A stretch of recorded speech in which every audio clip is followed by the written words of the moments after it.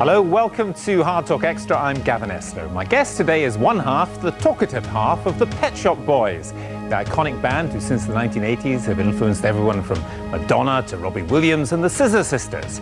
They're beginning another tour and their stage performances have always been something special. So where do they fit into 21st century music? What keeps them going?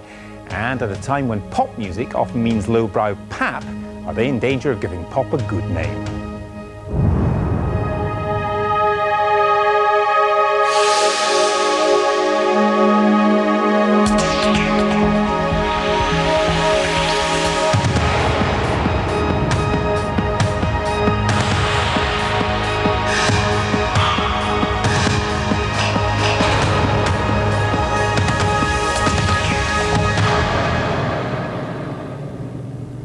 Neil Tennant, welcome to the programme. Hello, nice to be here. When you first started out, you said you didn't want to tour at all. Now you're off to, I think, Brazil, Lithuania and Australia, among other places. What's going on? Do you need the money? When we first started, it wasn't so much we didn't want to tour. We had very strong ideas about what we wanted to do. You know, I worked for 3 years for Smash Hits magazine, and in that period I saw tons of concerts, and I thought the format of the rock concert was a bit boring. And Chris and I had this idea that when we toured, we'd do an amazing sort of theatrical extravaganza. And we couldn't afford to do that till the late 80s. We hadn't sold enough records. And then, so the first tour we did with the film director, Derek Jarman, and he made films, and his people designed these amazing costumes, and we had all these dancers and stuff. And so we did what we wanted to do, and since then, I think we're the only group who regularly has a theatre designer or director that directs the proceedings. We see it very much as a show, and a show is what we always want to put on. Because performance is that important to you? Yeah, I think it started off because there's just two of us in the Pet Shop Boys, and we thought if Chris played the keyboards and I stood there and sang, it might be a bit boring. Let's look at a clip and just give people a flavour of it. Here's a recent concert. When I look back upon my life, it's always with a sense of shame. I've always been the one to blame.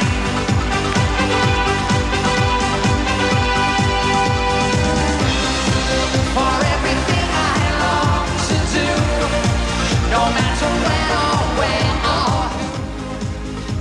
Well, that was last year. Does the new tour build on that? Is that part of the act? Yes, it's designed by this theatre designer called Devlin, who's done a lot of work for National Theatre and opera and what have you. And it's a multimedia show, just like the Derek Jarman show was, with film and elements of costumes and theatre in it. Is that how you? One of the ways you keep interested, because you know it's for some people pop music is a sprint, one hit, that's it. For you, it's been the opposite. It's been a marathon in a way. It has, yeah, and with everything we do, we think about it very carefully. Chris always takes the mickey out of me for saying this a bit, but I always say, I want it to be an event. And we have tried to do that over the years, to try and make sure that you don't just fall into some kind of routine way of doing things, that every time you do something, you think about it and learn from what you've done before and try to do something in a new way. Yeah, there's a great quote I saw from you where you said that being a Pet Shop Boy is a struggle between total embarrassment and total shamelessness. So this is a shameless bit, is it? It is. Well, it's still the same thing. It's still embarrassment too? Well, you know, when we started, I had very little performing experience. I mean, when I was a kid, I was actually in a youth theatre, but and over the years, we've got much more confident than we used to be. To the point where I think we're sort of better at the whole thing than we were 15 or 20 years ago. But one of the things that also strikes me, reading some of the stuff that you've said, and even just talking to you for a few minutes, you have got a sense of irony, and having a sense of irony sometimes might not be helpful in a performance. We have a sense of irony and also a sense of humour about what we do. But also there's an incredibly romantic sense about a lot of the Pet Shop Boys music, which I think is a bit underrated. And but the irony comes in useful, for instance, if you're dealing with politics in a pop song. I've always thought there are very few directly political pop songs. In fact, I can't really think of one. Whereas if you deal with it with a certain sense of humour, like on our recent album, we have a song called "I Was Stupid," which is inspired by that T-shirt you sort of see everywhere, and it's sort of about Blair and Bush, really. And so you can deal with something like that, but also it's sort of funny as well. So you're not banging people over the head with Yeah, it. you're not. Then you don't You're preach. not preaching. Not preaching. Preaching is what I think is quite difficult in pop music. But Bob Dylan once said that at heart he was a performer, and he wrote the songs because he needed something to perform. I mean, is that you, or is the writing a completely separate activity in some way in your head? Yeah, I mean, we started off as songwriters, and that is the main motivation behind the Pet Shop Boys, and it's also the reason why the Pet Shop Boys are still here, because I think over the years we've kept up the quality of our songwriting. Bob Dylan, I think, is very underrated as a performer. People think of him as a sort of political, almost a folk singer, and in fact, he's in his recent album particularly, he's like a vaudeville act. You know, he changes his image, has the top hat and the little moustache and all the rest of it. But I think it's true though that once you've written the songs, you start to think about which ones could be visualised live. Because in our stage show, we do try to visualise every song. But then why is it? I mean, if songwriting was at the heart of it, would you care if you didn't perform again, you didn't do the stage show, and other people just did your songs? You would care. Yeah, at one time I wouldn't have cared, but over the years you get to like the relationship you have with an audience live. It's the time, otherwise you work in a vacuum. When you don't play live, you never get to see your audience. And you get instant gratification. Well, I don't know. Or There's the just, opposite if they didn't like it. it's quite interesting to see what they like and what they don't like, and also how it changes around the world. Our audience physically changes in terms of age range, sexuality, response around the world. It's quite interesting. Well, tell me a bit more about that. I mean, who are they? Because presumably there's some people who saw you 20-something years ago, and presumably they're kids as well, perhaps. I think we have a sort of a coalition of, we have 80s music fans, we have people who like electronic music, we have a very strong gay audience, we have regular pop fans, and also we have alternative music fans. So I mean, it's quite our audiences are quite a wide variety of people. One thing I wanted to ask is, quite a few bands have taken a break and then come back, Take That, Duran Duran, Culture Club and so on. Even the Eagles, who said they would never tour again till Hell Freezes Over, and then the Police and so on. Yeah. I mean, you never completely stopped ever, did you? I mean, why didn't you? Why didn't you just sort of break up? It might seem an odd question. Well, no, we've never stopped at all. There hasn't really been a need to stop. I mean, as Ian McEwan had a phase where he stopped writing books. It's what we do, and we love doing it, and we always have some new ideas. And so we've had periods of a few months maybe where we've taken things quietly. But do you think it helped that you became famous when you were much more mature, you were about 30, than the average kind of pop star who tends to be in their late teens or early 20s? I guess it helped in a way that I was a totally formed person. I mean, some people become, like Robbie Williams, you mentioned in the introduction, became famous when I think he was 16 or 17, so he's never done anything else. I mean, when you've had a proper job before, I think you value what you do more strongly than someone who hasn't been through that experience. How does it feel, though, Robbie Williams says you're an influence, Madonna, Scissor Sisters, The Killers. I mean, that must make you quite proud, really. I mean, yes, culturally proud. It's also the generation that we're in and that they're in. I mean, if you look at The Killers, Brandon Flowers, used to hear our music and see our concerts in the early 90s in Las Vegas when he was growing up there. And it's sort of come out in his music a little bit now. In the same way that people of my generation are influenced by David Bowie and the Beatles and Tamla Motown and Marvin Gaye and all the rest of it. But you are a very English band. Is that fair? I mean, yeah, worldwide audience, but you're very English. You don't ape an American accent when you sing, which is... No, I deliberately, when we did West End Girls, which people tend to forget is a rap record, and was the first rap #1 in America. I remember Paul Weller saying to me at the time, when it was #1 in America, that he was surprised because it was so English. And I think Paul Weller had probably been told by his record company or whatever that they would never be very popular in America because what he wrote about and everything was so English. But since then, Oasis are a pretty English-sounding thing in a way. What is that? We both understand what it means to be an English band in some way, but can you put it into words? What are the bits of that? I think it's about language. I think you get British artists who sing in American, just off the top of my head, like Mick Hucknall is culturally American. Elton John is culturally American. Paul McCartney is culturally British, and it's simply to do with the language you use and the accent you sing in, and actually speaking in an English accent. Because if you rap, I mean, if you think of West End girls, sometimes you're better off dead. It's the instinct would really be to go, sometimes you're better off dead. It's a gun in your hand. And when I deliberately did it in English, it was quite difficult to do actually. You could do a cover version in American, yes, perhaps. But you know, you do that because it's distinctive, and also I am English, and I wanted, you know, one of the things we've always tried to be in our records is to sort of kind of be us a lot of the time. I said also in the intro that you were the talkative one. I mean, in a way, you quite like this, don't you? You quite like engaging in debate, discussion, politics. Somebody once wrote about you, you'd be a great comment or leader writer for a newspaper. They did. Yeah, they did. No comment, I'd hate to do that.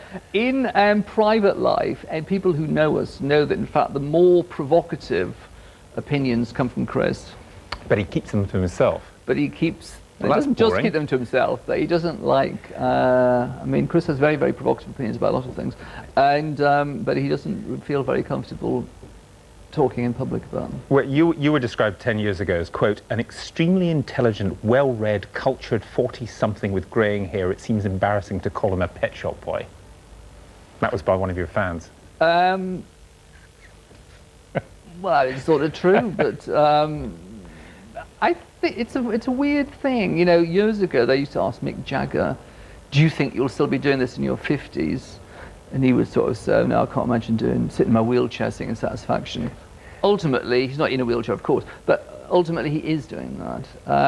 I think no one ever really expected that the audience for pop music, it's not really Neil Tennant that's the issue here, it's that the audience has also grown, and there are people who come to our concerts who might even be in their 60s, and it's a perfectly natural thing. It's interesting that you are very happy to use the word pop music, and I also said in the introduction that to some people that's almost pejorative, you know, that when they want to be culturally important, they say we do rock music, but pop is somehow, it gets a bad press. Is that fair? It's throwaway. We say pop because pop is short for popular, and that's what it's meant to be, and also it's a catch-all term, I think. When you say rock, it sort of implies something maybe a bit more important or whatever. You know, the New York Times reviews everything under the heading pop. So it's not just us. You talked a minute ago about gay following, and of course some of your most moving lyrics are about a gay experience. It's a sin being boring, your funny uncle, and so on. At the start, in the 80s, was that a very difficult time for you to be public about that, to come out? Was it because of the politics of it, or was it a kind of professional decision that you didn't want to alienate heterosexual fans? No, I enjoyed playing with it. I enjoyed the provocativeness of it. I was aware that we had a very pop audience, and I knew from my Smash Hits experience that audience likes to speculate. They like to imagine, they like to even create their own version of a pop star, and therefore you don't give them too much, and they can invent you themselves. And I used to like that, and I used to like the fact that we'd write something with a provocative title like Rent, which obviously came from the phrase rent boy, and just because it sounded quite provocative. And I wanted to leave things to people's imagination. And is that very different now? Because in a way, being gay in this society, at least, that's not true everywhere, but in this society is a matter of perhaps indifference to many people. It doesn't really matter one way or the other. Yes, what the word gay, I think, is really outdated. It's very important that you say in this society, because Britain is very, very tolerant, generally speaking, not always about gays. The problem now is that people, to say gay assumes an entire range of cultural choices that people assume you're part of, and I find that a bit stifling. But I also think we should remember that, of course, in other countries, I was just reminded recently that in Moscow and in Vilnius, in the capital of Lithuania, they've banned gay pride. In Iran, you know, last year they hung those two young, year before last, they hung those two young boys for homosexual acts. So at the same time, one can get too sophisticated. But I think I have a tendency to get too sophisticated about this. It's interesting you mentioned Russia, because you've got Pet Shop Boys have got a big following in Russia, and yet it is in Europe, Greater Europe, it is one of the most homophobic societies. Does that strike you as rather odd? It's officially homophobic, although actually even Putin recently made a statement that sort of more or less indicated that he thought homosexuality should be tolerated and that all people should be valued, I think is how he put it. But yeah, I've never come across any homophobia in Russia, to be honest. And you know, Moscow's full of gay clubs and all the rest From of it. individuals, but Yes. from officialdom, obviously, yes. I think Gay pride actually, ban, as you said. I think this homophobia through like the mayor of Moscow, you know, banning gay pride, is because there are always people who feel that you can be too free. You know, one time people used to say about gays in this country, oh, I'd have got nothing against them as long as they don't flaunt it. And that, of course, is a kind of oppression, expecting people to sort of just keep quiet and get on with it and don't frighten the horses, you know. But what do you have some responsibility as an artist to tackle that, as Elton John clearly thinks he does? And there were plans, weren't there, for a tour of gay artists around the world to address this issue, which came to nothing. I don't know about that. There was a plan. Ourselves, Elton and his sisters, have sort of vaguely discussed performing in Moscow instead of having gay pride there, which would in effect become a gay pride. I don't know whether that's going to happen or not. But you feel some responsibility at least to engage on that, because you talked about the ambiguity before. I'm quite reluctant to assume any responsibility as an artist, because I think if you respect the audience, I think they have their own decisions to make and their lives to lead, and also their own influence on events through democratic politics. I think, having said that, the one thing where pop stars can make a difference is on broad social issues, of which being gay is, I guess, is a pretty important one. Derek Jarman, that you mentioned earlier, the filmmaker, of course, took a much more aggressive view right back in the 80s, didn't he, about Yes. this? Where you maintained your ambiguity about it, Yes. he really beat people up about it. Well, I knew Intellectually. Derek really well, you know, and he used to have a lot of problems with Stonewall, which at that point was fronted by Ian McKellen, and Ian McKellen got a knighthood from the John Major government at that point, and he had a lot of problems with that. And I was used to say to him, and he eventually agreed that I said, you've got your people on the streets protesting, and he's got his people in Downing Street trying to get the law changed, and really you're working together. And I think there are those two completely different approaches. And in fact, between those approaches, you know, every year we used to have this show, the Equality Show, at the Albert Hall, to get equality of age of consent. We have that now. You once said, or you were quoted as saying, that 50 years ago, quote, I'd have been married with 3 children, having affairs with men on the side, and frankly, I'd probably be happier. Is that true, do you think? I think it's possibly true, yeah. And happier. I think I was making a comment there about how the whole gay movement came about through oppression, and then it became a sort of cultural thing, and now we talk about the gay community and all the rest of it. I think there was a time when sexual behavior wasn't quite so codified. Maybe I'm a little romantic about this, but I think in a way there is something much more preferable to that than in, you know, is someone gay or straight or whatever, you know. I often think human beings aren't quite so straightforward as that, as the labels would imply. I wondered about the question of children as well, whether that was a bit wistful. I mean, in other words, that it's perfectly possible for a gay man or gay couple to adopt now. Yeah, I mean, it's completely possible for you. I've had a lot of responsible. offers from women, actually. But for various reasons, I've decided that I wouldn't go down that route. No, I don't feel really wistful about it, but that remark I made there, I can't remember the context of it, but I was just probably comparing how one would have lived in the past with the way one lives now, and that it wouldn't just have been worse. Well, if we get any offers, obviously we'll pass them on Yes, to you okay. right around the world. I won't ask you whether you'd be still touring in 10 years' time, because you kind of will give the Mick Jagger answer, I suspect. No, I suspect we will be. You probably. What I am interested in is that you've reflected in the past that pretty much every decade since the 50s, some big technical or technological development has given pop music a kick, either the electric guitar or the synthesizer in your case and so on. I just wondered what's hot now, or what you would be looking for now. Maybe the last big thing was when the sampler was invented, so people could sample chunks of music. I think that what's hot now is not really about the making of music, it's about the distribution of music, which I'm sure you've discussed on this program before. The digital revolution that's led to the complete, or leading to a complete change in how music is distributed, and is making the music business lose its power and get paranoid and weak. It's a very strange time in the music business. This one time everyone used to know how it all worked. I think at the same time it's quite exciting, because I think the whole way music is distributed and bought and sold is changing at the moment, and it'll be very interesting in 10 years' time to see if it's settled down. But the reason why some people are in a sense of panic about it is not just that they will lose their money and power, but they have absolutely no idea where it's going to go, because downloading iPod generation just think completely differently from the way the kids in the 1980s did. It is, and that people don't necessarily think so much in terms of albums. But actually I was talking to two of my nieces who are teenagers at the weekend, and they were sneery about iTunes. And they were like 14 and 17. And they said, no, we much prefer CDs. And they thought CDs, which they didn't used to think, were much cooler, because they said, we like to listen to the whole album.